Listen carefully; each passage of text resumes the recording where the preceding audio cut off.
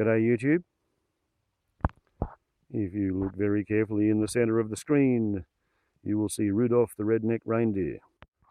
There's Rudolph, lingering in the gun sights, just about there. Okay, so that's a nice lead into the topic for the day, that being all the current argy-bargy that's going on in the excited states of Norte Armed Americano regarding gun laws and putting controls on who's allowed to buy firearms in America and what sort of firearms they're allowed to buy. And there's a lot of talk about banning semi-automatic versions of military assault rifles. I said versions because actual assault rifles, they're capable of full automatic gunfire.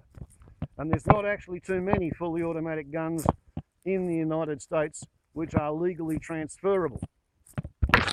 And bump stocks are apparently about to become outlawed because they didn't happen in the last most publicised school shooting, but bump stocks were involved in a previous mass shooting at a rock concert. Okay, so before I have my little say on what I think is germane to the discussion, I will note that this old thing is actually carved out of wood, and it has nails for sights and marking pen ink to indicate where the steel would otherwise be. For I am indeed a gunless hillbilly, but when my children were young they wanted to have toy guns to play with, so okay, I can make a toy gun out of wood. And once upon a time I was a gun nut, a practicing gun nut. There was a time when I was captain of the Chevalier College barrel rifle team, and we beat HMAS Creswell's rifle team at Jervis Bay. So I literally outshot the Royal Australian Navy cadet rifle team. Not many people can say that, certainly not many who live barefoot on the floor of a regrowth forest. Anyway, let's go and have a look at Planet America and what they have to say about what's actually really happening in the USA. Okay, welcome to my humble abode, aka the squalid hovel. And we'll see what sort of a video this setup will yield. Let's try. How likely are you to be killed by a gun in America?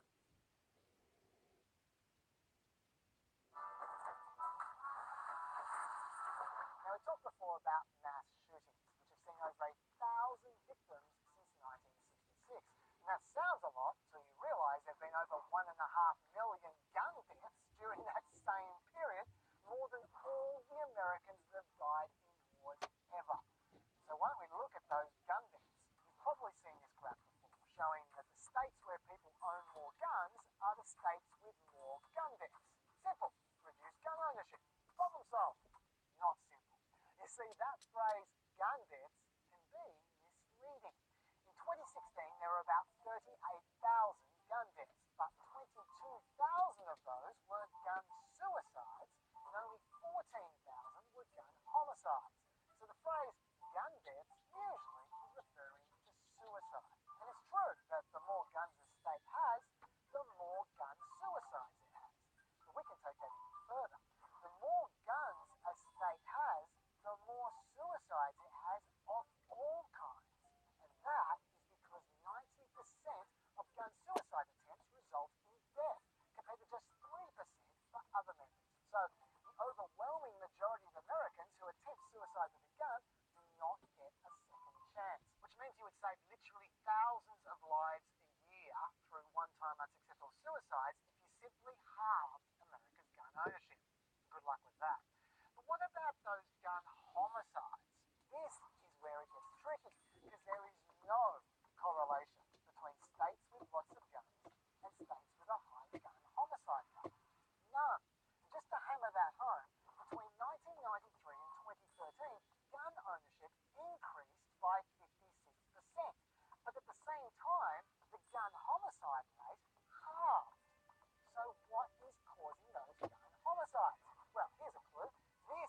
violent crime rate over the last 35 years, and this is the gun homicide rate, lining up very nicely. Furthermore, there is a correlation between states with lots of gun homicides and states with lots of non-gun homicides. In other words, cultures with a lot of violence and crime lead to more gun homicides than non-violent cultures with lots of guns. But fixing up a culture is not easy. So, in the meantime, how about an assault rifle ban? Sorry, rifles account for just 2% of homicides, whereas handguns account for 48%. In fact, Americans are more likely to be killed by hands, fists and feet, or clubs and hammers, than they are by any kind of rifle.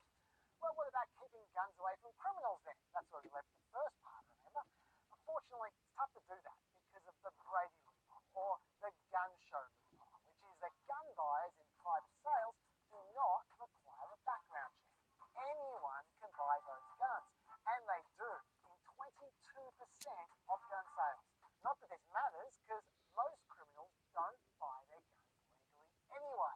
A recent study suggests that only 18% of gun crimes are committed by the legal owner of the gun. And for 79% of gun crimes, the gun comes from somewhere else, like from the street or from so-called straw buyers. These are people who buy guns on behalf of those who can't pass background checks. And why shouldn't they do that? They don't get prosecuted. A US attorney recently testified that out of 48,000 cases involving straw buyers, the Justice Department only prosecuted 44 because of limited resources. And on the rare occasions that straw buyers do get prosecuted, they get 12 months probation, 15 days in a work program, and a $679 fine. Meanwhile, the Alcohol, Tobacco and Firearms Bureau, which is supposed to be the guys who are enforcing all these laws, is chronically underfunded. There were almost twice as many guns produced in 2013 as there were in 2010. But from 2000 to 2015, the agency had its investigative numbers decreased by 150. And Congress won't even allow it to set up its own digital database of gun records. So, where are we now? Universal background checks would be great if people followed them, and addressing the root causes of crime, that would be even better. But reducing gun homicides could be simple. Enforce the laws that exist about illegal gun sales and fund your enforcement agencies properly. And then we hopefully won't have to run exactly the same pace in 10 years' time.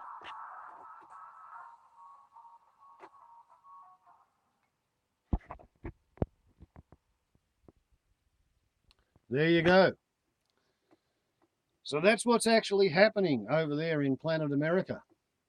Only 2% of the homicide deaths in America per year are caused by long arms. Right? You've got more chance of being beaten to death with a hammer than you have of being shot by a rifle or a shotgun, let alone a semi-automatic rifle or a sort of denatured assault rifle. Obi-Wan Kenobi. So, as interesting as that is, they left out one really major salient feature or statistic, which I think needs to be brought to light.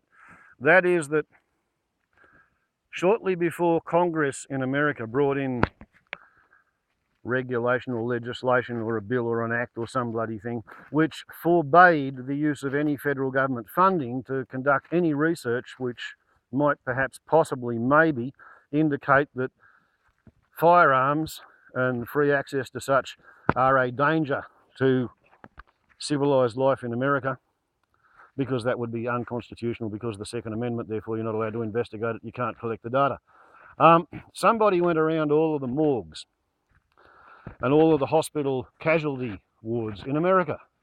I don't know whether it was a big part of America or the whole of America, but anyway, it was a statistically significant survey. And what they came up with was that if you go to the morgues and if you go to the casualty wards and you backtrack all of the gunshot wounds which have caused the people to be admitted to the morgues and to the casualty wards, what you find is the most likely person to be shot by any firearm in America is the person who owns the firearm. Right, now that ties in pretty well with what old mate said on his little presentation regarding suicide statistics, but be that as it may, some of the people who shoot themselves do so accidentally. So the most likely person to be killed by every gun in America is that gun's owner. The next most likely person to be killed by the gun is the partner of whoever owns the gun. The next most likely person to be killed are the children of the person who owns the gun, or the children of the partner of the person who owns the gun, because, you know, Brady bunches. The next most likely person to be killed by any firearm in America is anybody else living in the house of the person who owns the gun. The next most likely person to be killed is the next door neighbours or immediate neighbours in the street. Then the next most likely person to be shot or to be killed by any gun are random strangers in the street.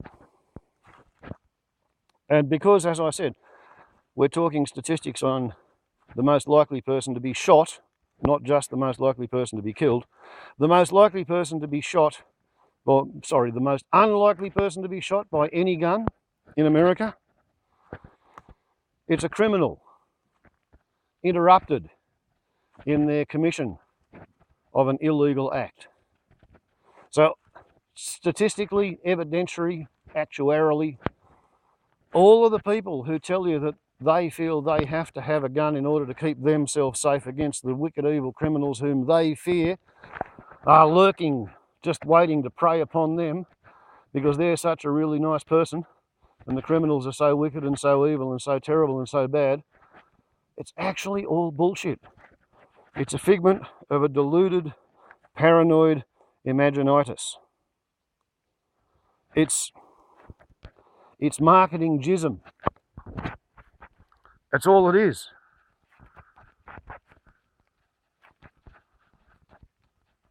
Producing a firearm in any kind of a human conflict situation is only likely to escalate the situation. And the problem that worries me is the fact that there's a growing number of people in America who don't own a firearm who are getting really, really, really pissed off with the people who do own firearms, because while there's one firearm for every American citizen, only 25% of Americans own any firearms. So if you own one firearm in America, the statistical likelihood is that you own at least 4 firearms. But most of the people don't have a gun because they don't want a gun. They don't think a gun is useful or necessary or a helpful adjunct to their life. What I wonder about, what I worry about, is how long before the grieving relatives of the children who die in the next school shooting massacre respond to the fact that the NRA, the nutcases running America, always immediately, impromptu, spontaneously stage a gun show as close as possible to wherever the killing occurred in order to demonstrate that they have support within the community. How long is it going to be before some grieving relative firebombs the gun show? How long is it going to be before that happens? Or firebombs the gun shop? In the middle of the night, so nobody gets hurt or anything, but just destroy the stock, which is feeding the death economy within their community. How long will it be before that sort of shit happens? I think Donald Trump is leading America towards Civil War 2.0. I don't know when it's going to happen, but I foresee the strong possibility of somebody who doesn't like the idea of their kids being shot up with semi-automatic weapons showing up to violently express their discontent against the politics which suggests that it's a patriotic thing to keep and maintain a death machine with which to shoot at and attempt to kill strangers anytime the death machine's owner feels frightened. That's why they have the never a step backwards law in the excited states, is it not? Warbles on a lot to YouTube. Ciao. And of course, in case you hadn't guessed it, this is indeed a malt liquor video.